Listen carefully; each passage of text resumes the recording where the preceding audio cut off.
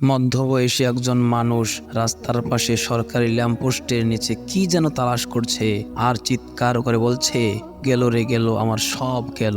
ওই রাস্তা দিয়েই তিনজন পুলিশ যাচ্ছিলেন। তার কান্না শুনে তারা দৌড়ে এসে তাকে বললেন, ভাই কান্নাকাটি করছেন কেন, কি খুঁজেন আপনি? লোকটি বলল, স্যার আমার মহামূল্যবান স্বর্ণের আংটি হারিয়েছে। তার এ কথা শুনেই পুলিশের লোকেরাও স্বর্ণের লোভে খোঁজা শুরু করলো। অনেকক্ষণ খোঁজাখুঁজির পরও যখন পায় না, তখন তারা লোকটিকে জিজ্ঞাসা করলো, আপনার স্বর্ণ কোথায় হারিয়েছে? লোকটি বলল, স্যার আমি কিছুক্ষণ আগে টয়লেটে গেছিলাম, টয়লেটের ভিতরে কোথায় যেন পড়ে গেল। এবার পুলিশের লোকেরা বলল, বেটা গর্ধব কোথাকার, আংটি হারিয়েছে টয়লেটে, তাহলে রাস্তায় খুঁজো কেন? লোকটি বলল, স্যার রাস্তায় খুঁজি কি সাধে, টয়লেটের মধ্যে তো লাইট নাই। আমাদের মুসলমানদের অবস্থাও হয়েছে এরকম, যেই জায়গায় আমাদের ঈমান হারিয়েছে সেই জায়গায় না খুঁজে ভিন্ন জায়গায় খোঁজা